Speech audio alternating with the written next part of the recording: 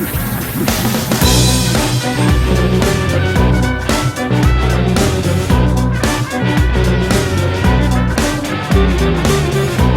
be worse. I'm not a fighter, but then there's the curse. Things could be better. My knuckles bruised and my shoulders cut. Hello and welcome all to the Time Traveler's Tavern, where there's tales from it and other things. Yeah, I said things. Alright, I will be your navigator and captain, Deadpaw, taking you on this informative journey. Informative of what? We still don't know. But that's why we have our wonderful net guru and all-around frumpy, colorful commentary provided by my good friend Toast. I'm closer to white bread than rye. Fair enough. And over to the other side, we have Mr.E. Not as an ecstasy. It's more of a pun on mystery, not Mr. and E. Alright, Mr.E. in the studio with us today. Indeed, indeed. Alright, today we're going to go down a traveling line of science and fiction, or science fiction, or fictional science, and all that kind of good stuff. Captain Maple Leaf. I forgot what his actual name is. Yeah, but you know what I'm talking about. And then there's the Native American dude. Oh, the dude that can shrink and grow? And had a magical sack of holding, basically. Yeah, I know what you're talking about. The bag of infinite. Which here's the funny thing. He accidentally lost his daughter in that bag. Not even kidding you. He lost his friggin' daughter in that bag. And then she gets pulled out of it, actually in an episode, or an issue of Deadpool later on. Okay. Where it's that moment of, you find my daughter! And then he, stabbed people, because it's Deadpool. He held a grudge. Alpha Flight screwed him over. That's why he went back and, cut off Sasquatch's arm. Deadpool, the best description I could give for him is that he's got cat logic. He loves when you're petting him, all the way up until you try to pet his tummy for too long, and then suddenly he hates you and just tries to gnaw your arm off. No, see, the thing is, it's actually quite simple with Deadpool. When he hates somebody, it usually it's from a place that's back here, in the rear brain, because all those connections in his brains aren't connected. No. If our one listener, because I doubt many people are here, don't know Deadpool, and have just watched the movie, which was actually quite an amusing movie, even though it was chock full of inaccuracies, but it was a good movie nonetheless. Deadpool, Wade Wilson, is a regular human who was basically just every sort of cancer you could get just thrown in him. And was then inducted into the Weapon X program. Yeah. The Weapon X program is something that the Weapons program, that's what created Wolverine's adamantium claws. Before that, it's his bone claws. It's what created Captain America. It's all sorts of things. The Weapons program. The Weapons program created the Super Soldier Serum? Yes. Really? That was the Weapons program. How did America get a hold of it? America! The Weapons program is actually... It goes quite in depth on that. It's actually just it's a self-contained system, basically. It goes to wherever and whoever. It runs on its own for... I do believe they actually ended up explaining it as... Basically a shadow government organization? No, it's not even government. It's something that was actually implemented by Apocalypse. Oh, that would make sense. Apocalypse. Okay, we're doing some again corkscrewing here, going back. Apocalypse is the forerunner, basically, for the cosmics. The cosmic entities that basically... Mutation is an evolution according to this, and this. And Ebon Sur, which is the embodiment, that's the name of Apocalypse. He is the predecessor. That's his Egyptian name? Yeah. Okay. He is basically of the cosmic. He is the first mutant. Every mutant came after and because of. And the weapons program was implemented by that to create a mutant race to enhance and evolve the human race. Okay. So going from there, that's where Mr. Sinister actually comes along. He's actually a apostle of Ebon Sur, and he worked quite a bit on the weapons program before leaving on his own because he's just kind of a sadist. And by sort of kind of, he's a massive sadist, and he just loves screwing around with people and genetics. But that's where that all came about, and that's where the weapons program comes from, and that's where all this other stuff comes through. And it's just you get that going through, and it just makes that. But anyways, going back to Deadpool, he went to the weapons program to help him cure his cancer, and then things went wonky. They tried to infuse Wolverine's healing factors, his healing property, into Deadpool, Wade Wilson, and They half-assed succeeded, though, didn't they? it was a failure. Really? It was a failure at first. Okay. That's how he got moved to a secondary facility. Now, if you watch the movie, everybody... I didn't. Okay, so there's the character named Ajax, Okay. and that's the friggin' Maple Leaf dude, Okay. I think. He's just friggin' lackey. He's not that, in the movie he's like the scientist and he's responsible for all that stuff. No, he's just a lackey basically. He tortures them. Kilbrew, Dr. Kilbrew is the one who is head of that weapons facility. He's the one who's head of that entire testing. He's put over into the no, wait a minute. the Wasn't failure that band. wasn't that the guy who Wolverine almost killed when he broke loose? Originally. Probably because that was the weapons program. He was Right. part of it. But no, so Deadpool was moved over into the failure facility where basically the Deadpool was a bet in the facility as to who's going to be dead next. That they got it sort of right in the movie, but it wasn't at the bar. It was the facility itself. Okay. So basically, everyone there was dead. They were just kind of waiting for who was gonna be dead next, and that's and it just devolved in big fighty batty boo blah blah this that and the other thing, and the entire facility got destroyed, and everybody basically died, and he was the only survivor, but he only survived because his mutant ability of regeneration kicked in at that time, and it basically Isn't just he went effectively full circle. like one giant All tumor? of cancer, yeah. So getting back to the point where this all started from is the reason why he is so psychotic and so like everything's his brain is literally being eaten by cancer and healed all at the same time. Right. So it's basically just this giant spin where he loses neurological connections, so he loses the memory, and then occasionally it'll go, "Boop," it's back. Oh, I hate you for this reason. Okay. And that's basically how you describe him. What about the personality fractures, though? Personality fractures are because of just the continued degradation of his mind. Okay. It's like not only that, he's had a horrible life. Horrible.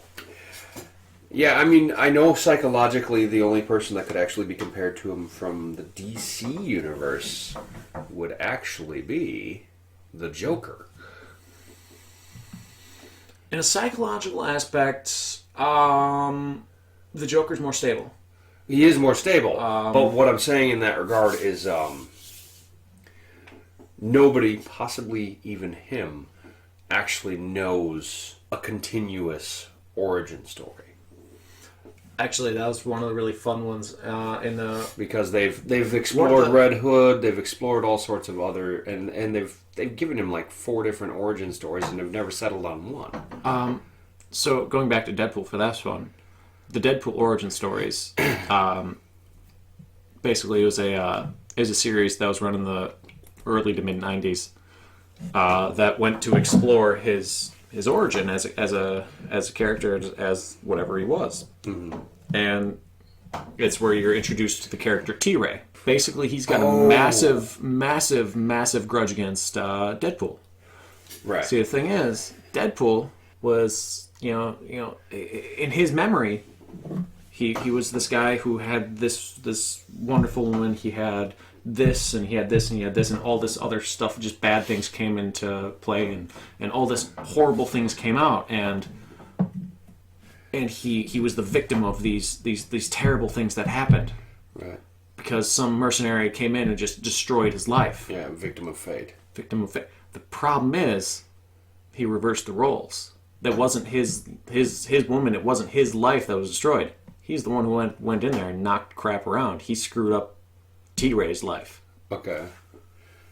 T-Ray is the one who was actually the victim. That's why he has a massive grudge against him. That's why he became a mercenary. That's why he went down this road of trying to, be strong and this, that, and the other thing to get even with Deadpool. And here's the ask I would have, though. Knowing what we know about Deadpool and the fact that a lot of what goes on with Deadpool is common knowledge in the Marvel Universe, could he get even?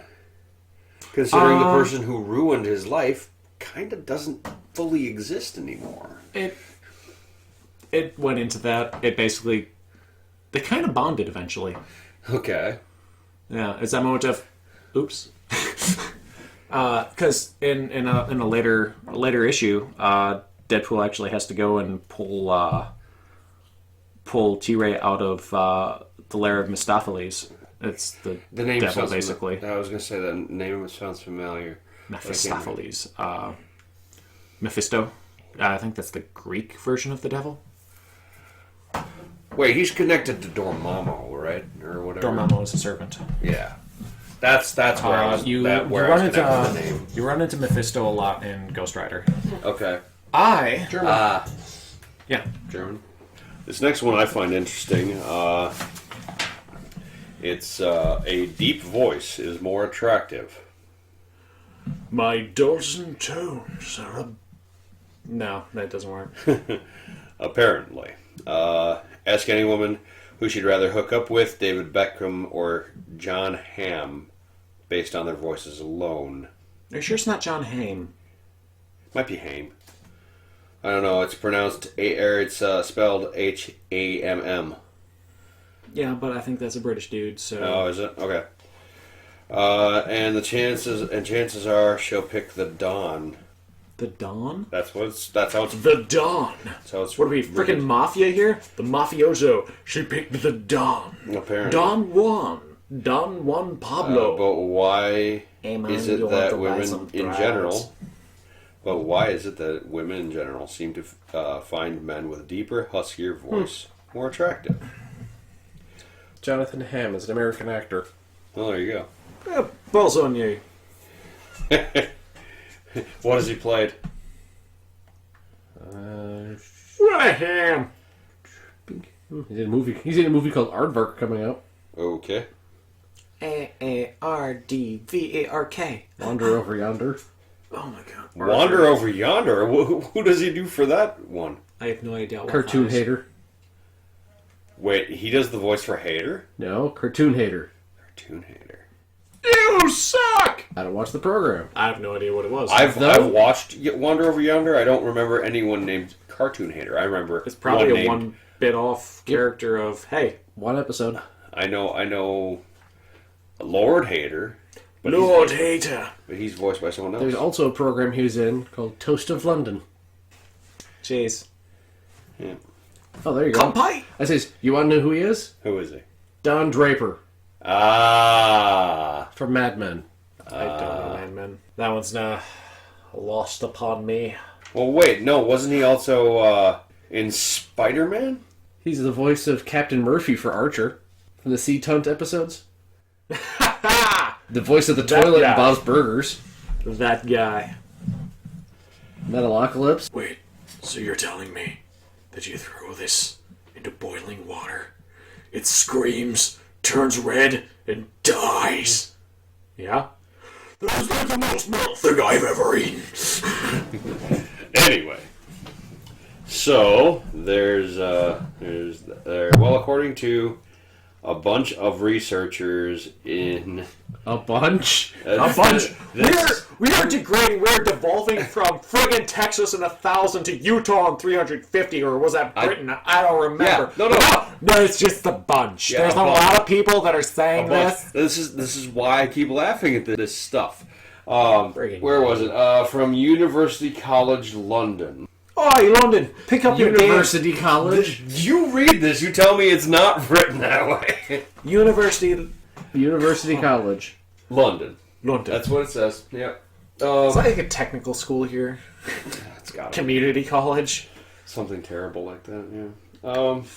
It's because women perceive a deeper voice as a sign of a larger and stronger physicality. Bigger wieners. We should just have a spray bottle for him.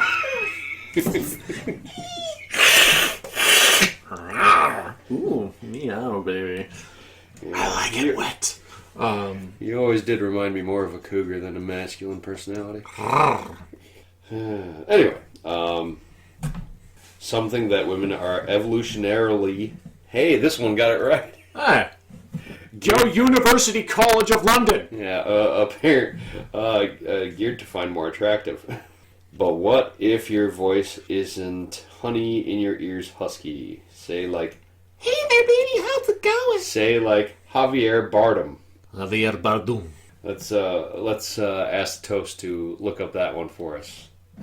I wasn't paying any attention. Javier Bardem. Javier Bardem. Here. There There's is the there's the spelling spelling. of Javier Bardem. I'm guessing he sounds a little bit like this. Javier Bardem? Jace. I'd say I didn't even need to look at that for spelling. So Javier. Yeah. Huh. He's in Pirates of the Caribbean. Do we have a voice sample of this guy? Since Skyfall. Well, who do you play in Pirates? Captain Salazar. Isn't he the one who didn't talk? No. Or is he the squeaky one? He's the squeaky one. I demand equal rights! I don't think so, because this is Pirates of the Caribbean, Dead Men Tell No Tales. Yeah, that's the fourth one. Oh, the new one. No. Okay. Yeah, no, it's the new one. The fourth one Dead Man's is... Chest, isn't it? No, that's the second one. No, That Strange Tides. Yeah, Stranger Tides. Stranger Tides. Is the one you're thinking of. Stranger Danger! Anyway, well, okay, so the person writing this article said that the voice is an incredible, versatile instrument that can be tailored quite a bit. You're saying the voice is an incredible instrument that can be tailored quite a bit to suit my needs, is it? Indeed. Indeed, he says in a timbre of authority. And I just say, gobble me up. Anyway, so if you're not happy with the squeak that you're producing when you talk to women, sign up for a few voice training or speaking lessons, and you'll be surprised with how much versatility you'll find in your voice. There's versatility to the voice. I did not know this. You know, if you're gonna lie, you could at least try to sell it. I'm not a good salesman, clearly. That or you'd have more money. I was like, I've been trying to sell myself. Nobody buys. I've been just hanging on the wrong street corners, apparently. Yeah. Or you're trying to sell to the wrong gender. Just because the gay community loves me doesn't mean I want to be loved by them. No offense. But they have great stories for you. Yes. That they'll happily tell you while they're making you breakfast. No, I have way too many moments. Scary moments? I ever tell you about Loki and the Snake? That sounds like a terrible cartoon show. It also sounds like it can't possibly be for this podcast. Another time. the podcast After Dark. Indeed. When we turn off all the lights and we whisper sweet nothings into your ears about a serpent by the name of Starfish. I would think that... Never mind. Not gonna finish that sentence. I didn't know her name. I don't know why. That's the first thing that came to mind. It's like, Starfish. What? I don't know. I panicked. I thought of freaking Patrick. Okay, but serpent and starfish? Really? Yeah. All right. So, on that wonderful note of fact, validation, and verification, any other shuns we should add to here? No. All right. Skipping over his thoughts here. We're going to run this out, and Mr.E, would you like to bid adieu? Until See ya. next time. There you go. Our good web guru toast. What? Parting words? If you're using a comb, make sure you go the right direction. That would be a good parting word. All right, and this is your captain, not of a Boeing, just of a dead paw. Thank you for joining the, what is this? Tales from the Time Traveler's Tavern? Apparently that's what we are. Thank you for joining. So that's it.